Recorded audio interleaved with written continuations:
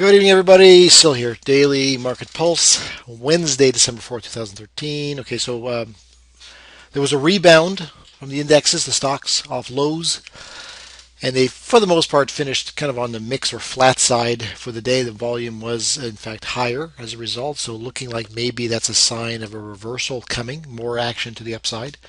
We'll see how that goes. Um, Distribution days remain the same essentially. Everything's still closed below the moving average. We'll see how that goes going forward. So let's look at some of the stocks at this point. Okay, Dow Jones on the screen. You can see the reversal. We had the shooting star. We had the kind of the sideways, fatigued-looking action at the very top, and then the rollover. Two pretty decent days with Monday and Tuesday. Then today you see the new low that was formed, and then that blue shaded area was the area that we thought might be looking for and finding support. And it looks like it broke through it. That was a pretty decent red candle coming through there into 15,800 and then turned back up again near the end of the day. So it finishes kind of like an indecisive day, but holding the 20, holding within that support area for the time being. Oversold as well in the stochastic, so it could still drop back into 15,700 as well, just as easily. But that little rejection, not only on Tuesday at the very bottom, but also today, gives me some thinking that after 4 days to the downside, that they're probably at least going to attempt to come back in here and make this a buying opportunity on a dip. So that's the Dow. The S&P, again, 4 days to the downside. This one looks just like a doji. So it came down into the 20, making a new low, very close to the 1780 area right there. We said we were looking at maybe 1775, but it got into 1780, bounced quite nicely, still closed down for the day, as you can tell here, but a doji of sorts. So looking for a refresh. Which direction is it going to take? Once again, we don't know. But right now, this is a good opportunity for a possible dip, like we've seen on numerous occasions before. Once again, we're going into Thursday, and then we've got initial claims, and we also have, of course, the impact or the effect of Friday's unemployment numbers and the non-farm payrolls. It's going to be pretty important going into that. So kind of interesting to see how this is all going to make out here. So let's go look at the Nasdaq. Nasdaq actually finished positive. It's got a nice green candle. It finished just barely into positive territory relative to yesterday's close. So the bearish engulfing came through the window yesterday and then came down into the 8 moving average, which we thought might be a support. 4,000 would be likely support as well, and bounce and reverse back to the upside. Nothing fully conclusive yet. Did make a new high as well, but closed down just inches above yesterday's close. So decent, at least possibility of a continuation of the upside. Not anywhere near oversold like we're seeing in the Dow and the S&P. So it could still drop further, but again, the Nasdaq sometimes never dips that low, as you can see from down below here. It never sometimes dips into that area of 20 or 30 for that matter before it bounces again. So we'll see how the Nasdaq does. Doji yesterday, today, kind of a spinning top-like formation. So some indecision, maybe some slowing down of selling. Certainly the buyers step back in just like we saw in the S&P and the Dow. So we'll see how it proceeds from here. Let's look at the TSX. TSX was going sideways, if you recall, support right across that 13,300 level. Now it did drop. It started to fall through, and then it came right back and formed a hammer. So that hammer now, that lower shadow being at least twice the size of the real body. It's a red real body, mind you, so it's not near as positive, not as near as bullish if it was a green real body. But nonetheless, we are essentially seeing that price action held the support level at 13.3. I like what I'm seeing here. The stochastics is not, well, it's actually showing a little bit of a divergence positively. Lower lows, but not necessarily lower lows in the stochastic. So that may be a sign, again, that of a reversal in the making. So I'd be looking for a continuation. Look for some kind of a price action that's going to be beyond today's high. If it can do that, then you're looking for another move back toward the goal line, or possibly as high as the bearish engulfing highs near 13. I guess that's 13.5 and some change. So that's the TSX right there. Let's look at the US dollar, Canadian dollar. So higher once again. Thought it might take a little bit of a pause, looking for maybe a pull back into the 8 moving average as well as maybe the 106 area where the breakout was, but it did not. I guess it's the test that it had for those couple days was enough. it continues to go higher. Now it keeps showing these little signs of rejection at the top, a little higher, higher upper shadow, or at least a large, reasonably sizable upper shadow in several days here, last couple of days. So it seems like it's getting some rejection, but nonetheless it's still holding. So it's actually resetting itself somewhat intraday and doing fairly well. So U.S. dollar is still looking like it's strong and going higher. Target would be, who knows? There's nothing up there other than maybe a measured move we can look at.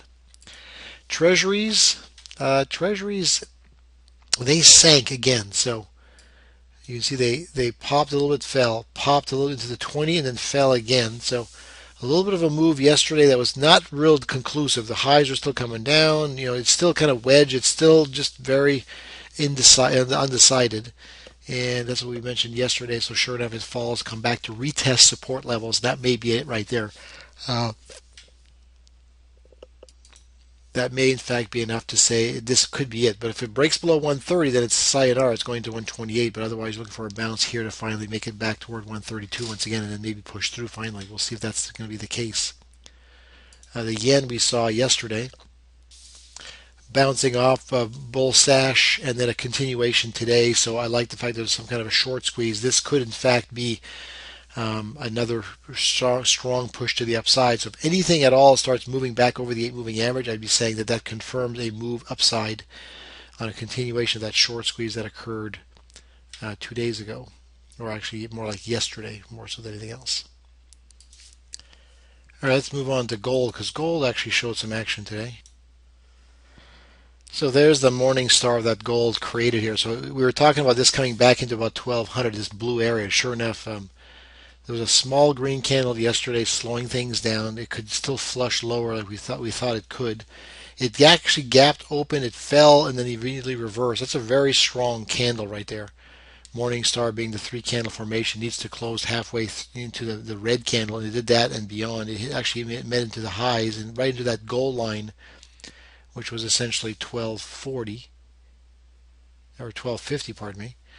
And a little bit of a pause back, right now that little red candle is tomorrow's trading session already started. But I like the divergence. I like the positive divergence with the new lows in price. I like the morning star formation here, relatively strong. You start getting some price action above 1250, 1252, then you're looking at a continuation of a short squeeze back likely into about 1290. May actually happen fairly quickly. Let's take a look at the XLF we haven't looked at. So let's quickly look at the financials. Okay, well, financials did very similar to what we saw elsewhere: shooting star, doji, spinning tops, bearish engulfing, and then a sell-off for 3 to 4 days. In this case, 3 days, and then a little bit of a bounce today off an expected area of likely support. The 20, the little cluster of stocks that were sideways in a consolidation for 3 days, and so on. And it's almost oversold here as well. So not bad action there. Let's take a look at crude. Okay, well, crude continues its very bullish ways. So you see it came down at the bottom, flushed a little bit, and then really got a real good strong short squeeze push through the 20, and then a continuation. It was very aggressive today, a gap higher and a new high again. So this is where it probably starts to pause a little bit, probably into the 98, 99 levels where it starts to pause a little bit. You see it's already overbought coming out of the downtrend. It already broke out. So looking to maybe come back toward 96 and then looking for support and then another bounce from there. But overall, in the longer term picture, it looks like crude will be heading back toward 99 and maybe back toward 101, 102 once again. Natural gas probably worth looking at. Okay, after consecutive days to the upside, we knew at some point that the natural gas would likely start to slow down. The expectation was perhaps that right here, after it crossing a resistance level, it might pull back a little bit or at least go sideways and hold support. That's kind of what it's done here the last couple of days. Doji, Harami, and then a bearish engulfing, which doesn't necessarily mean it's going to collapse, but you're probably looking for maybe a pullback of percentage based on fib extensions or fib retracements, I should say, into maybe an 8 moving average or something of the sort. And if I were to do that very quickly off the high and then come back down to the recent thrust, then you're looking at maybe a 391-ish to maybe as low as 385 is always possible. It's always possible. So that's natural gas. Let's take a look at small caps. Okay, small caps, you see the fibs I've got here. There's the thrust higher, there's the pullback at 50%, and then the extension. So the extension 1272 ran right into that and then eventually faded immediately. So I'm going to call it 4 down days, even though it's a green candle, of course, it did finish lower. So you have 4 downside days, but a nice bounce here in the 20-day moving average, closing at or right near the change of polarity level at 111.53, and looking decent here. So undecided, spinning top, yes, but still based on price action, based on support, you'd expect that maybe there's going to be a continuation bounce back a little bit higher again. Small caps. So transports are next. Transports ended up with that shooting star a couple days back with a green candle, but still sell off yesterday and then another one today. It's a green candle again, just like we just saw on the small caps. It dropped below but held above the change of polarity, just below 128, and held there. So again, from the highs of the shooting star, the 1272 extension near 131, and then a drop into 127. Now you're looking for a potential bounce back up again. Retail, I don't think fared quite as well today as I recall. Yeah, retail definitely red. Lower shadow, mind you, but again, change of polarity. You see where the breakout was mid-November. Tagged it, it went back up higher again, then came back down again. So $60 remains an area of support, an area that's key psychologically. There was a falling window yesterday. There's definitely some challenges here. It's definitely gone sideways for the last 3 weeks. You can see the levels between the goal line above and the red line below. It did close at or slightly below the 20-day moving average for the first time in quite some time. So it's got a hold here or forget it. If it drops below this, you're heading into 59 and possibly lower. Otherwise, looking for a bounce back towards 61 and 61.50, and we'll see what it does then. Semiconductors.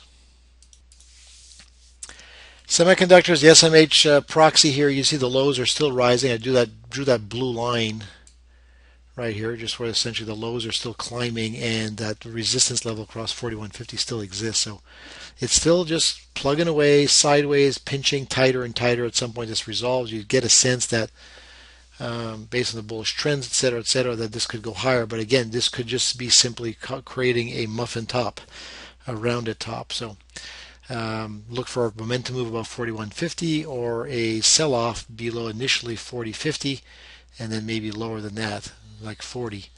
We'll see what happens. The VIX did in fact go higher than I anticipated it to go, but it did fade. So my thoughts were 2 consecutive days above the Bollinger Band into a window at 14.50. I thought that would be enough. Yesterday it gapped higher, went higher, faded, but formed a rising window. So a rising window shows signs of continuation, but then at the same time challenged by the fact that there's resistance and multiple days to the upsides. You'd expect some kind of a fade at some point. Now today gapped higher, went higher, hit a high in the 17s, I believe, right? Hit a high of, actually, well, it's only 1565. I'm sorry, I thought that was an 18. 1565. Okay, so 1565 was the high, then faded to close much lower, but not as low as yesterday. So finished positive, if you will, for the day, but that's a pretty solid reversal. So 3 consecutive days closing above the Bollinger Band. At this point, you're looking for some kind of retracement back toward the 8 moving average or possibly lower again. So again, why the notion that I thought a bounce would be in order sometime today or tomorrow, and we'll see how that goes. So that's the VIX. That concludes the recap. Thanks, and we'll catch up later.